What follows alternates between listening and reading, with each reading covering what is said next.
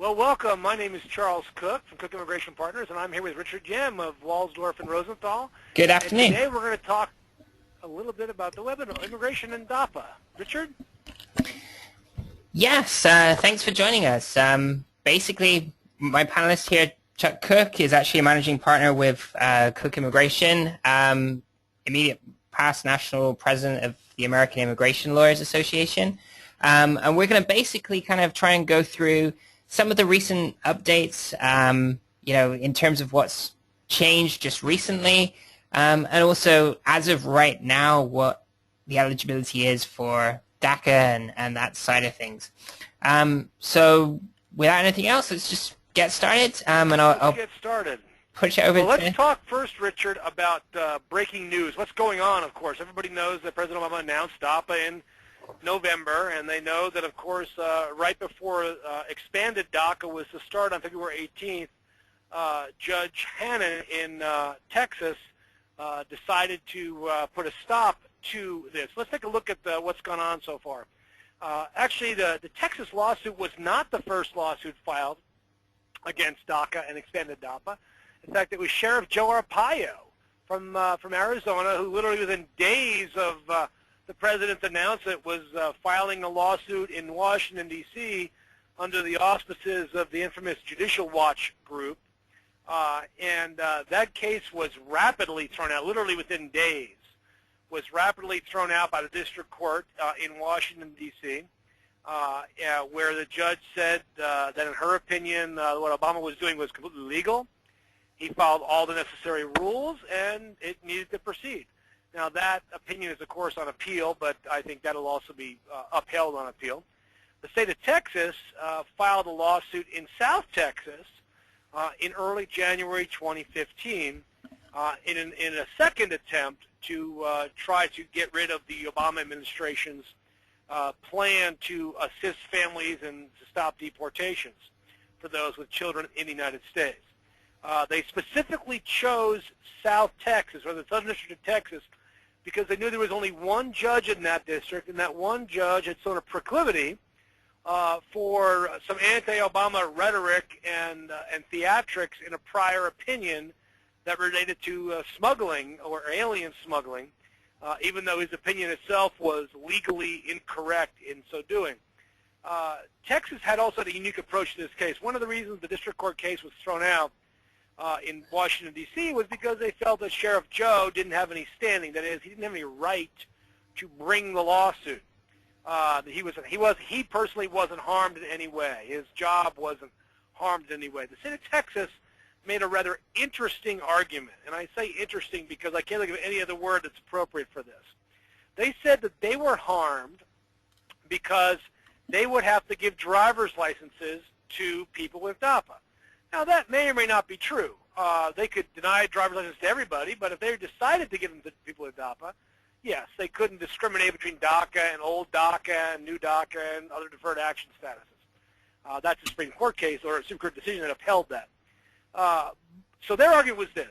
We charge, I think it's $45 to get a driver's license in Texas, but it costs us around $173 to actually do the work necessary to produce the license. So if we're going to have to issue an extra 500,000 licenses to DAPA recipients, which of course is, I think, a gross exaggeration, but let's say they have to do that many, it's going to cost us $50 million. We're going to lose $50 million. The judge said, you're right. Texas, you are harmed. Now, Texas was only the lead plaintiff in this lawsuit. There were 26 other states that joined and 12 other states that opposed it, that want DACA and extended DAPA to happen. But the judge, for some reason, ruled that his injunction didn't just apply to Texas, it applied throughout the United States. There's a couple faults in the rationale and reasoning behind the judge's case here, and when you think about it a little longer, you'll realize, hey, yeah, how does he get to that point? Just think about this, Richard. Okay, it costs you, you're charging $45 and it's costing you $173 and you're being harmed. Okay, why don't you just charge them $173? Precisely. There's no harm then. Then the case is over at that point. Mm-hmm. So they literally have bootstrapped harm because they don't charge enough. But let me ask you the bigger question. Who is funding the other $130? I mean, the state of Texas doesn't have a business that creates profit, so it must be coming from tax money, right?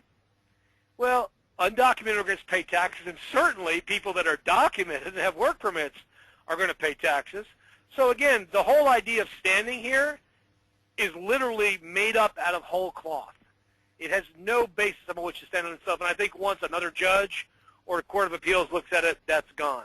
But let's say for some reason that some court finds that Texas is still harmed in some way. The judge then went on a very long diatribe about what Obama said, what he didn't say, what he did in the past, what he's going to do in the future.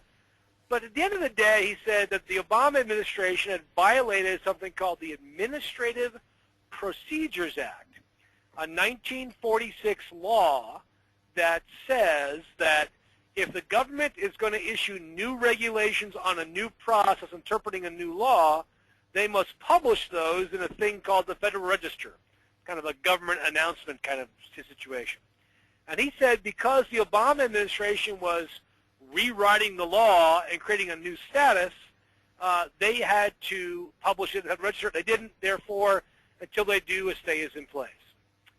That is legally incorrect, the judge's decision there. First of all, this is not a new law or regulation. This is simply an interpretation and a prioritization of enforcement of a law that's existed since 1943, and certainly by 1952 deferred action was statutorized and has been in the law since then, and all this is a form of deferred action.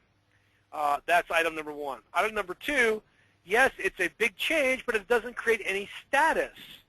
Lawful presence is not awarded, but simply not counted against somebody who has deferred action. So they're not accruing unlawful presence. They certainly have no status, and that has been made clear by the Obama administration. So two massive legal errors. But then, Richard, then the coup de grace actually occurred on Monday of this week when the Supreme Court in the Mortgage Bankers Association case ruled in an unrelated matter, it's not an immigration case, but it is a case about the Administrative Procedures Act.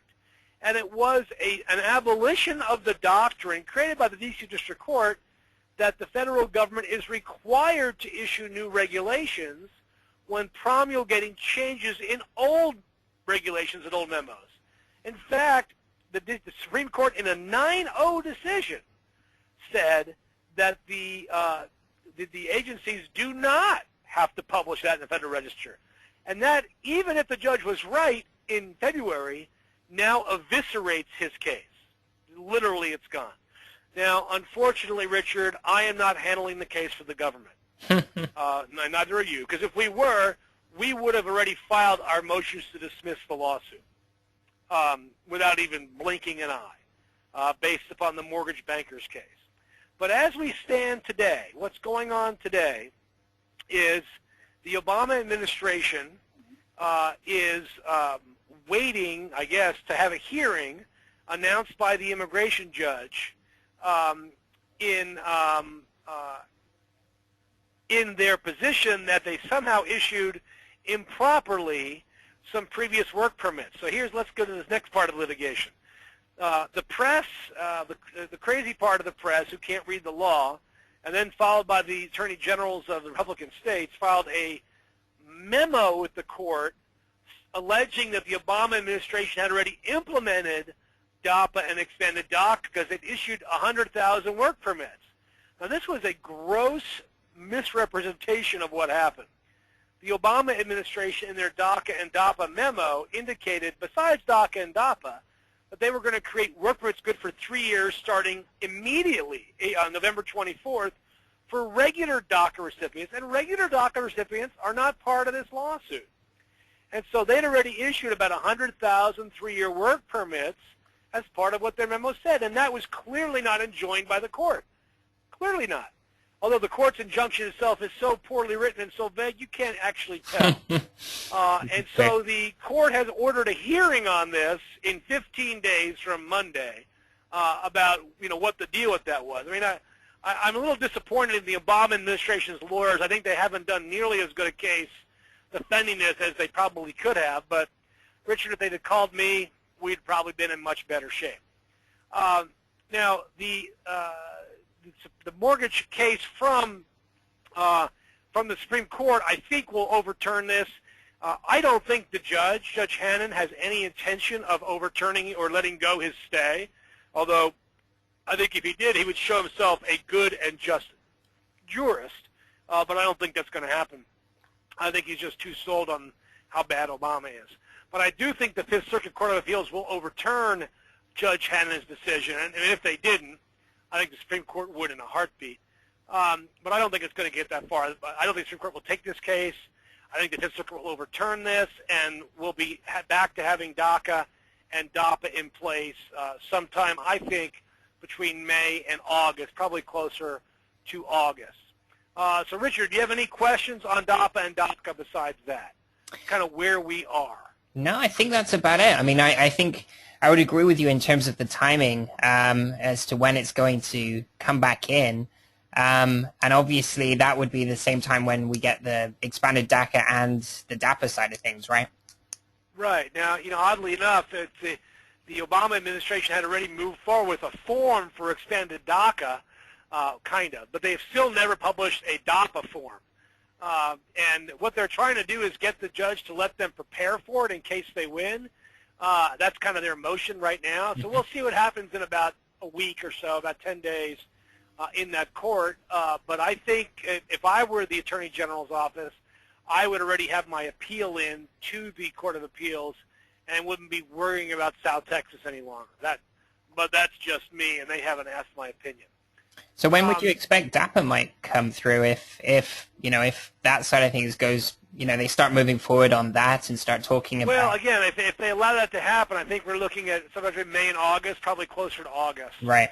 Keeping in mind that part of their reasoning for delaying at the federal court and the state level is it gets closer to an election, and they think they can play this into an election program. But I will tell you, as people ask me this question all the time, Richard, what happens when Obama's not president anymore? A Republican could take this away, and the answer to that question is absolutely they could. They could end it the day they are sworn in. But two questions. First, would they? If 3 or 4 million people come forward and apply for DAPA, and the positive benefits are amply demonstrated, which is going to happen, why would they do it? But two, even if they were mean-spirited enough to do it, do you think they would really go out and arrest 3 to 4 million people when they can't even pick up the people that are here today they know about? And the answer to that question is no. They're not going to pick people up. But even a better query is, why do you think a Republican could win a national election without Republicans fixing immigration? That's very true. Latinos are simply not going to vote for Republicans as long as they remain anti-Latino, because they remain anti-immigrant. Now, they can say all day long, and Richard, I say this as a Republican, and I am embarrassed by how the nativist element of the conservative wing of the party have run the national debate and allowed really neocons and crazy people to define what Republicanism is, but no Latino in their right mind would vote for a Republican if they had undocumented relatives, because they know what they're going to do with them. And so if they would simply fix immigration rather than whine about the president, they could stop this program tomorrow by simply changing the law and making something into the law that helps people. They could win a national election, but they're not going to win a presidential election for a generation unless they get this fixed. That's my own humble take on this. Yeah, I would agree with that. And one other question I would kind of put to you would be, when the initial DACA came in, we had that time where everyone was waiting to see, who was going to be elected president, whether Obama was going to serve a second term or if it was going to be Mitt Romney. A lot of people were waiting because I think Mitt Romney had actually said that if he came in, then anyone who hadn't received the grant of DACA so far would be basically out of luck from that point of time. Would you say at this point... And look, he got destroyed in the election by Latinos and Asians. Destroyed. That same thing would happen moving forward. You can put lipstick on a pig, but you still don't want to kiss it. It's very true. All right. Now let's talk about another thing that Obama did, which are the provisional waiver expansion to permanent residents. Now, a couple of years ago, the Obama administration and President Obama announced a change in policy. He didn't create new law, and this is, again, another example of why what he's done in the past is a harbinger for what's going to happen in the DAPA program, because he simply modified a process that already existed, the waiver program for people who have unlawful presence in the U.S. and are barred from coming back for 10 years if they leave, and allowed for the creation of a provisional waiver program that lets people apply for that provisional waiver before they leave the country so they don't get stuck outside the country. I would say, Richard, maybe you can correct me, I think the provisional waiver program has been a smashing success. Definitely, yeah, it's been very because useful. It really has helped, I don't know the numbers at this point, but surely well into the tens of thousands of people who were allowed at the time to participate, which were the spouses, parents, and children of U.S. citizens, or parents, people who were the children of U.S. citizens, or they were the spouses of U.S. citizens, not parents of U.S. citizens. Well, the Obama administration in November, among other things, expanded the provisional waiver program to also include spouses of permanent residents. The standard remains the same. That is, it's an extreme hardship standard. The pre-processing part of this is wonderful. So basically, you get all your paperwork ready to go. You send in your application for a waiver, and if it's granted, you then get set up for an appointment at your consulate. As long as you have no other disqualifying elements in your life, you know you are coming back, which, of course, is why, Rich, you need a lawyer to help with this, because there are lots of ways to be disqualified from a provisional waiver. But it does not, and this is the grand mistake everybody makes, it does not replace the need to leave. People still need to leave the United States and process at their consulate. So this waiver is only good for the 3- and 10-year bars, that are people that have been here unlawfully for longer than a year after either an illegal or legal entry, and then will be leaving, and they've only made one entry. So, Richard, there is no waiver of the permanent bar. For somebody who has made 2 entries to the U.S. illegally, they are out of luck. They cannot get a green card. Even if, Richard, they weren't caught coming in. I see this all the time. People come to see me and say, oh, but I didn't get caught. But I know about it, and I can't lie to the government, and you shouldn't lie to the government either when they ask you about this. And trust me, and Richard, you've probably seen this, there is detailed questioning at the consulate about this, isn't there? Yeah, definitely, and especially if, I don't know if you've seen this also, but if they've given, a fake ID or some kind of false documentation when coming in, there could be a ground of misrepresentation there, which isn't waived by this. It requires another waiver, exactly right. Or the one we're seeing now tons of, so when did you come in? Oh, I went in when I was 15. Was anybody with you? Oh, yeah, my sister was with me. Bam, you get hit for a smuggling charge. And you have a smuggling charge, what's your options to come back? That's about it. They're limited. I mean, certain family members, but sisters don't count. So you're barred for the rest of your life. There's no waiver at all. So this is why it's really important when you're processing a waiver to be truthful with your lawyer, because it's better to do nothing than to get stuck outside the U.S. for the rest of your life. And, of course, they won't even give you a provisional waiver if they know about previous entries, if you have a removal order, if you have any criminal convictions, if you've smuggled anybody, or even, Richard, if they have reason to believe you did. For example, we saw a denial recently where somebody was coming into the country, was caught, and returned under what's called a voluntary return, didn't come back for 2 years, came back, and then entered the country, and they denied the provisional waiver saying, we have reason to believe you came in twice, when in fact we know what that's based on, and it's wrong. And so his only option is going to be he can refile the waiver and try to explain what they're saying, or he can just wait for something else to happen, like DAPA. Now, the other part of the process, and I'm sorry I skipped ahead here, go back here, who's covered. So right now, spouses and children of U.S. citizens and spouses of LPRs. Parents of U.S. citizens can only do this if they also have a qualifying relative like a spouse or their own parent. So your children cannot serve as the basis of getting a provisional waiver. It's also very hard, the parents are hard to qualify, and children cannot be the basis of any waiver of hardship because they're not in the statute as qualifying relatives, okay? Next, you must be 17 years old to apply for the waiver. So let's say you got married when you were 16 and you want to get it to a U.S. citizen, you can't get the waiver because you're not old enough. And you also must be legally, obviously, residing in the U.S. at this time. Now, next, what's extreme? What do you have to show? You have to show extreme hardship. Extreme hardship's an interesting element. Extreme hardship is, it's something more than simply I'm going to miss my spouse. I'm not going to be able to pay my mortgage. The kids won't have their dad around. It's something much more than that. That's regular hardship, and hardship here has the modifier of extreme.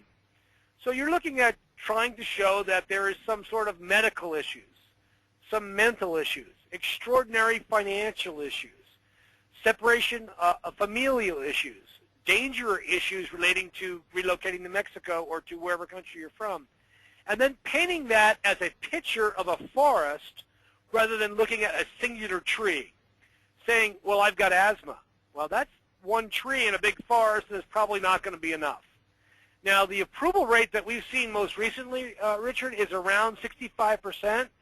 But I will tell you, our rate, and I think your rate's probably higher than this, we're probably about 95% because we're not going to file cases we don't think we're going to win, generally speaking. And so we would tell people before you start, well, that's all you got. You're better off not applying and waiting for something else to happen. And, Richard, something else has happened, hasn't it? Something else has happened, and that's DAPA. DAPA's happened. Yeah. And DAPA will help people get around the provisional waiver program because DAPA gives people the right, at least we think so based upon the memos, if there is a work-related reason to travel, a school-related reason to travel, or a family emergency to obtain what's called an advanced parole. That advanced parole, not everybody's going to get it, obviously, and if you've got deportation orders or criminal convictions that still allow you to apply for DAPA but disqualify you from traveling, you're not going to get the travel document. But in those that have a clean record in one entry, they're going to be able to travel if they meet the other criteria, come back in. Now they will have a legal entry, and then when their child's 21 or their spouse is a U.S. citizen, they will be able to apply for a green card here without doing the provisional waiver. So there are some things in the Obama rules that do substantially help people with this. Now, the people that are not eligible is if they have inadmissible on other grounds, under 17, or you are in deportation proceedings. If you're currently in deportation proceedings, then what you will do is ask your lawyer to get your deportation proceedings terminated. That is administratively closed, and then that allows you to begin the provisional waiver process.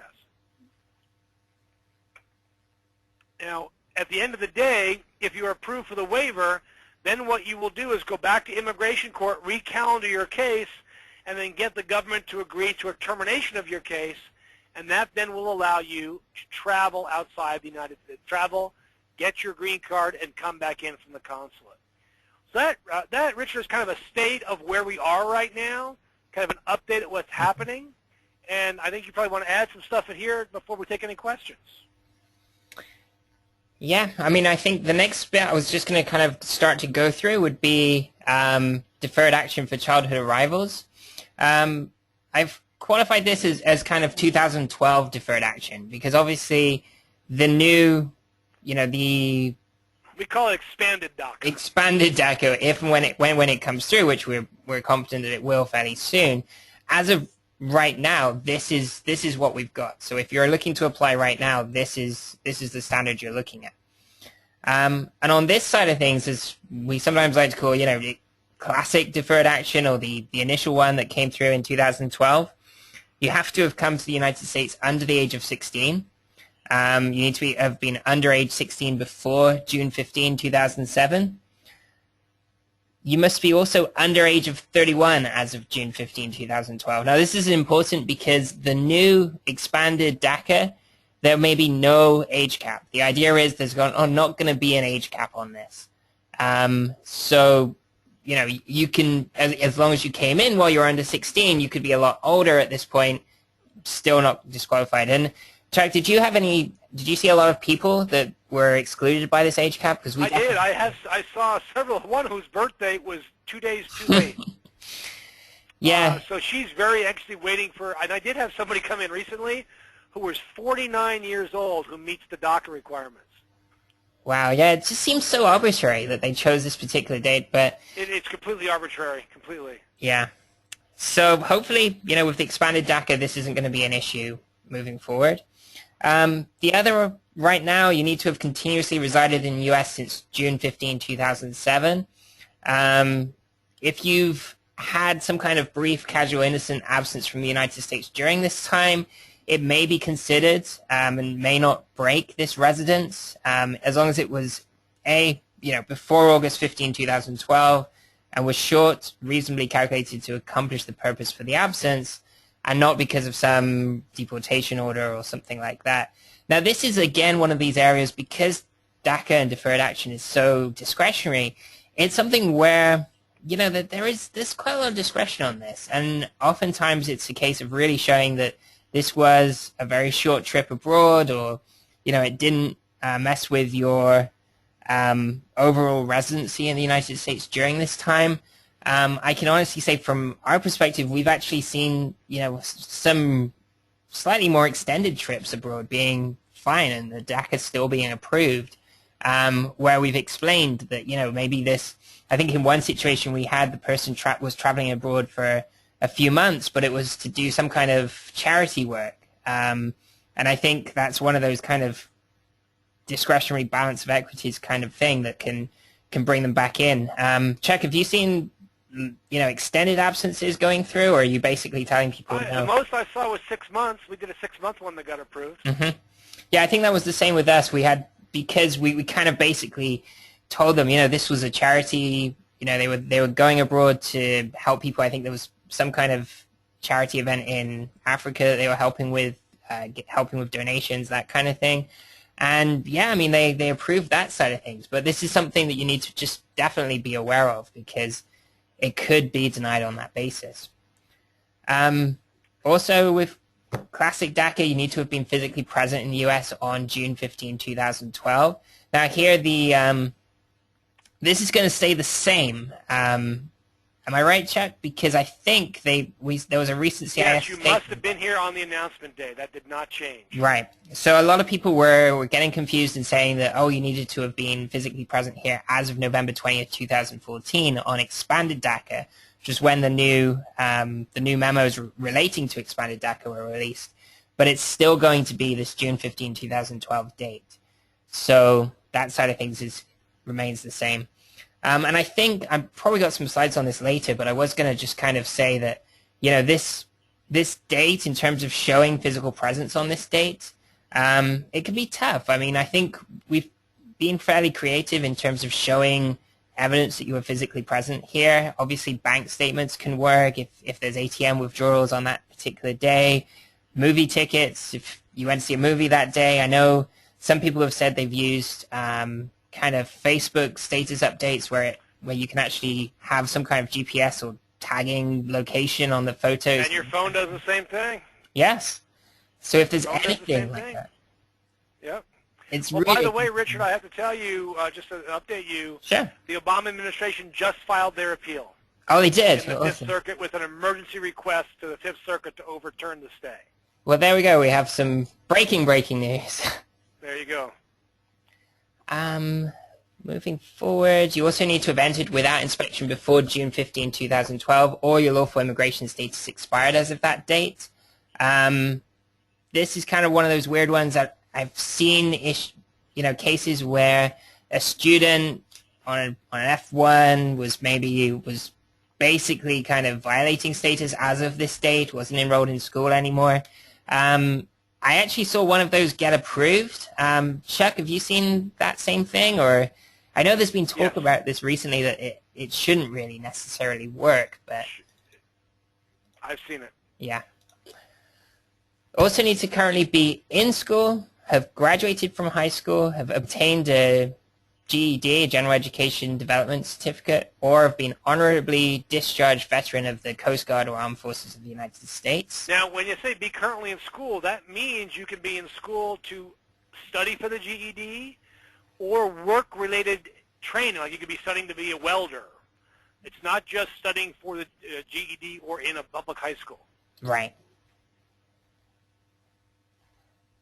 Got that in date. So this is as of the date you submit. So if you're kind of thinking about going back to school, upon the time when you go back, you can then file the application under this process. The other area, which I know has been pretty interesting, is if you've not been convicted of a felony, a significant misdemeanor, 3 or more other misdemeanors, and do not otherwise pose a threat to national security or public safety. Now, a felony is relatively straightforward. It's a federal, state, or local criminal offense punishable by imprisonment for a term exceeding 1 year. Significant misdemeanor is a little bit kind of, it's a little bit more complex, because basically we're looking at things where the maximum term of imprisonment authorized is 1 year or less, but greater than 5 days. And it has to, oftentimes in these situations, this can include offenses of domestic violence, sexual abuse, burglary, and one of the key ones that we've seen a lot of is driving under the influence, which is kind of a strange one, because we've always seen that, not really being seen as a major issue with most of immigration. It's not really considered a crime involving moral turpitude. It often comes under petty offense anyway, even if they were to consider it that. But yeah, driving under the influence technically would qualify as a significant misdemeanor and cause serious issues with deferred action. We have seen in this case expungements. Expungements technically will not exclude you from consideration for deferred action. So while expungements don't really work for most of immigration purposes, we have seen people with DUIs where, at least here in California, they've been able to get them expunged, and then we've argued basically in the filing that because it's been expunged, that shouldn't automatically disclude them from this process. And we've also kind of thrown in there a lot of other positive factors about them and about how they're such a good person, a good student in school, and doing all of this side of things. Is that the same over your way as well, Chuck? Yes, it is. Okay. So if not an offense listed above, it's got to be one which the individual is sentenced to time in custody of more than 90 days. Non-significant misdemeanor, this is where we've got the 3 of them, and this is generally where it's not an offense of domestic violence, or burglary or DUI or anything else like that, and it's one for which the individual was sentenced to time in custody of 90 days or less. What qualifies as a national security or public safety threat? Well, this is kind of a little bit of a catch-all to some extent. If they can see some kind of gang membership or something like that, this can lead to a denial of a DACA case. Who may qualify for DAPA? Now, this is going on to the DAPA side of things, which is deferred action for parental accountability. I think some people call it deferred action for parents of Americans. Same basic idea. Yeah, I think the A was actually, they just referred to it as DAP, deferred action for parents. Yes. The A was just the convenience that stuck on there. They didn't invent the word. So yeah, when it begins, you've got to have a U.S. citizen or LPR son or daughter on or before November 20th, 2014. You must have continuously resided in the United States since January 1st of 2010. And be physically present in the United States on November 20th, 2014. So this one's a little bit different. And apparently this is actually National Peanut Butter Fudge Day. I actually was checking in. Every single day seems to have some national day. And that was the case with that one. Also, I've entered without inspection before November 20th, 2014, or your status expired as of that date. And not be an enforcement priority for removal. This is where you can become ineligible if convicted of felony, misdemeanor, or 3+ misdemeanors, which we're thinking is the same as DACA. Chuck, do you think this is going to be a little bit more lax with DAPA? Well, I think it is, in that DACA has such a short time frame, but because they're typically youth. And they've already said that if it's been a long time have passed since your conviction and it's a misdemeanor, they will look at it, at rehabilitation, and see if you still qualify. So, yeah, I think it's a little more relaxed here. Okay. But any conviction in the last 5 years, I think you're toast. Right. Do you think the same thing's going to apply with expungements with DAPA? I think so. I think they'll have to. It's the law. I don't think they can get around that. That's good. I mean, I wish expungements worked like that in Georgia, but they don't. California is unique. So, moving on, basically just to kind of go through briefly the application process, you basically collect all the documents, physical presence, residency, all of this kind of thing. You're going to complete the forms, mail everything through to immigration. Once you've sent it in, you're going to be requested to come in to give your biometrics, which is fingerprints. This is where they run the background check. And you get a receipt notice so you can check the status of your request online. So, yeah, going through the process, the I-821D is the DACA form. Was it I-821C is going to be the DAPA form, but they haven't really come out with it yet. You haven't seen a form of... No, there's no form yet, no. So that could be some time before we actually see that side of things and know exactly what they're requesting. But it's going to be fairly similar to the 821D, most likely. The other form you're going to be filing is the I-765 and the I-765WS, which is basically your employment authorization request. And submit the government filing fee of $465. Gone through this side of things, once you get it, you're going to get the employment authorization card. By getting the employment authorization card, you can go apply for your social security number, and here's the California driver's license. You can apply for your driver's license often at that point as well. And this goes back to what Chuck was saying earlier. I mean, the hope is that if people have got this and you're kind of registered in the system, you've got a social security, you're paying taxes, it seems fairly unlikely that they're going to try and really go after these people after they've seen that, that these people are paying in, contributing to society, all of this good stuff. It seems a lot harder to do that at that stage. And politically, it really doesn't seem like it's going to be a good idea. Let me see. Oh, this is just, you can't file a motion to reopen or reconsider or repeal the decision if they deny your request. You can refile the application. Give it another shot, see if that time it goes through. Chuck, have you had any refiles or? We filed a couple times, new ones, and got them approved. Okay. We unfortunately had a situation here in Atlanta area where there was a for-profit high school that was basically selling high school diplomas, and it turned out it was all fraudulent, but there were several hundred kids who were in line to get their DACA. Some who actually got approved, but most got denied, and I assume most will get denied on when they refile, when it turns out they were all fake. Right. The kids had lost up to $1,000 a piece getting these diplomas. There is no shortcut, folks. There is no shortcut. So, yeah, unless the program has been terminated, unless a different president comes in and terminates the program, you should be able to request an extension. And request an extension of employment authorization.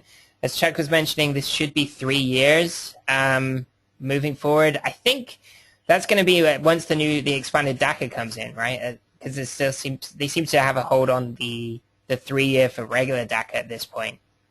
Correct. Yeah. Advanced parole, Chuck mentioned this a little bit briefly as well. I mean, basically, once you have deferred action, so you've been granted deferred action for childhood arrivals DACA, you can then file Form I-131 to apply for an advanced parole document. This is a $360 filing fee, and it's very case by case. It has to be for very specific purposes. If you're just going for a vacation because you haven't been abroad for a while, it's not likely to be okay. Really, it needs to either come under one of these headings. It either needs to be for humanitarian purposes. This can be if you have to travel abroad to obtain medical treatment, you're attending funeral services, visiting sick relative. These kind of things can definitely work. I did hear some things that people were having issues with being granted advanced parole where they were traveling to to kind of visit a sick relative. I think immigration were giving some issues on that side of things. I haven't really seen an issue as long as it's well documented and you have evidence of, like, you know, a doctor's letter and maybe some kind of medical records to show that this is actual. Right. It's not just kind of. What I found interesting was that everybody's grandmother in Mexico was dying over Christmas. Right. Yes. Now, I don't know why that happens, but it was really interesting. Definitely. So this is definitely one of the probably relatively most straightforward ways of getting the advanced parole. One of the others is if you've got an educational reason. I've seen this a few times where we have, you know, someone needs to go abroad for some kind of academic research program or a semester abroad, this kind of thing. As long as, again, you can evidence it, you've got letters from the school here, maybe the school there, inviting you over, some kind of documentation. It's all very, you know, it's very important to be able to document this stuff and evidence that this is a legitimate opportunity and this is why you're traveling. But this side of things has definitely worked. The third one would be employment purposes. If you, for example, have meetings with clients overseas, some kind of overseas assignments, interviews, conferences, training. I actually had a lot of clients tell me that their company just suddenly needed to send them abroad to attend a conference. That was around that Christmas time as well. Did you see any of these kind of things, or? No, I didn't see any of those. No. So I think that's pretty much what I was going to cover. I mean, the advanced parole, once you get the advanced parole, as Chuck mentioned, if you travel abroad and come back in, there are certain situations where you may then have been paroled in, so have the ability to file for a green card on certain, you know, if you've married to a U.S. citizen, these kind of situations. And that can lead to getting a green card. So this DACA, DAPA can be a good alternative to the provisional waiver and the other side of things in terms of moving forward. And I think that's about all I had on the DACA, DAPA side of things. Did you have anything else you wanted to add, Chuck? Or? At this time, no. I'd be happy to answer any questions, though. Awesome. Let me see. Can you see if there's any questions at all? I don't see any coming up on my screen. I don't see anybody question or any chats up there. Perhaps we are so good that nobody had any questions. We've just answered everything. Bear with me 1 second. I'm just going to see if there's anything else. No, we don't have any. I think must have covered everything. Yeah, I think that's it. I guess I was going to mention really briefly one other thing that's come through relatively recently was the H-4. We actually had a lot of questions on this about the H-4 spouses, employment authorization for H-4 spouses. This is something that basically, I don't know if you're the same type from people that aren't necessarily eligible for this yet. It really is only specific H-4 spouses. It's got to be where, you know, basically got an I-140 approved or they're AC-21 eligible, that side of things. Have you seen that at all? No, I have not. No? So that side of things is supposed to kick in, I think, in May. And that's one of the semi-new business-related things that's coming through with the new documentation. And it looks like we actually do have a couple of questions here. Let me put these through. Hang on 1 second. Okay. Okay, first question. Is there any update about whether payment of taxes is required to establish eligibility for DAPA? Absolutely not. There is no requirement that taxes be paid. Although, if you have paid your taxes, you should get a tax transcript. Don't attach copies of your tax returns, which, frankly, immigration believes anybody could fill out forms and put them in there. They want proof you actually paid them if you're going to use them. And for those, I would go to irs.gov and print out your tax transcript. Awesome. We also have another question. What if I have a client who has a grown child or children who are married? Can my client apply for DAPA? Yeah, the age of the child doesn't matter. And correct me if I'm wrong, Richard, but I believe stepchildren also qualify. Yeah. As long as the qualifying marriage occurred before November 20th, 2014. Right. Yeah, because the stepchild exists if you're married before 18, I believe. So if that's correct. If you married somebody before the child was 18, and you don't have your own kids, but you have stepchildren, I think you would qualify for DAPA. And certainly if your kid is 65 and you're 90, you still qualify for DAPA as well, as long as that kid was born here. Okay, we have one. Can we have copies of the slide? We can probably send out details if you want to shoot me an email to richard@wolfsdorf.com. I can send you a copy of those. Let me see. We also have a question here. Can you repeat what you said about being in school? Does that mean you do not have to have your high school diploma or GED? You can actually be enrolled in a trade school. And this is what you were talking about, right, Chap? Yeah, absolutely. You can be enrolled in a trade school, and that is fine. Just get a letter confirming your enrollment, and you're good to go. Awesome. Let me see here. With the news of the government request to lift the stay, are you still thinking DAPA will continue in May, or is the timeline the same and we should think it is more likely in August? Well, it's sometime in May and August. I haven't finished reading it literally just happened while we were online. Finished reading the government's motion, but I still think sometime in May and August is a good time. So people should be getting ready now. Yeah. So it's good to start putting the documents together, but remember not to really file anything until this actually kicks in, because I think they reject any that are sent in too early, and the USCIS normally takes a while to kind of really figure things out, but they always give you pretty set dates as to when they're going to start accepting applications, so that side of things should be good. One person was saying at irs.gov you can only get tax transcripts for the last 3 years. Used to pay taxes, haven't done so since 2009. Should I include copies of prior taxes since transcripts are not an option?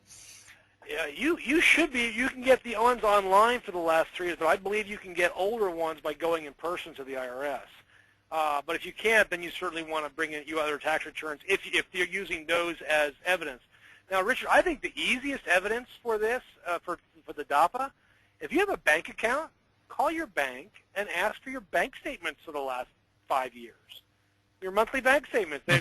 All your deposits, all your transactions are there. I mean, what else could they possibly want? Definitely. I've definitely seen a lot of people doing that and showing that side of it. I don't think banks like it very much, but I think certainly it's a good way to do it. Yeah. We have a few more questions on here. If you still have time, let's see. Of course. If you admit to briefly leaving the U.S. on the DACA form, won't that cause a problem with the permanent bar for any future? Yeah, you're going to have a permanent bar, but do you want DACA? And you shouldn't lie either. Lying is bad. Yes. If you admit to briefly leaving. Would birth certificates of children born in the U.S. be proof of someone for DAPA that they have been in the U.S.? Repeat that again? Basically, they're saying, would a birth certificate of children born in the U.S. be proof that you've been in the U.S.? It's proof you were here that day. It's proof you were here that day, but I don't think it necessarily would show much more. I think you'd also want... you need to get your medical... You went to the doctor, get all the doctor's office, get all your pregnancy result tests and your pre-pregnancy, your prenatal care records, get the child's medical records for after that care. I mean, there's lots of stuff that show that you've been here in the United States. And basically for child education records as well. I mean, if Absolutely. You've got a kid in school and you've gone to different things, I think that's something that can definitely help. Let me see here. If you have advanced parole through DACA but have a previous detention at the border, would you still be able to adjust? Yeah, if your border detention was simply a voluntary return. So it just depends on the factual circumstances of the case. That's why you have to talk to an experienced immigration lawyer to see if, in fact, you do qualify and not just throwing in an application yourself. Okay, bear with me 1 second. I'm just trying to get these all back up here. We've actually gone through quite a few of these, actually. One of the forms asks to list all social security numbers you have used. Do you think there's any risks in doing so? The answer to that is no. The immigration's already said, specifically under DACA, that they will not prosecute you for using other numbers, and SSA has done the same thing, and there have been no prosecutions of DACA recipients who have disclosed that information. One good question here is the fee of $465 for DAPA a guess based on DACA. Do you think it's going to be the same fee for DAPA? Oh, it's already been announced it's the same fee. $465 for DAPA. So that side of And things is official on there now. And let me see. I think everything else, because we had some questions that were sent through earlier. I think that pretty much covers everything. If we haven't got to you, you can reach out to either of us on email, and we can hopefully get back to you on that side of things. Happy to do that. My email, you've already given yours. Mine is ckuck, C-K-U-C-K, @immigration.net. Okay, and mine is richard@wolfsdorf.com, WOLFSDORF.com. Okay, I think that's about all we've got time for. Thank you so much, Chuck, for joining me on this and going through everything. And who would have known that the appeal would have been sorted, or at least started, while we were on the phone. So I think that's it. Unless you have anything else, I think thanks for joining us, and we'll speak to you again on one of these. We look forward to it. Thank you, everybody, for attending. Thank you.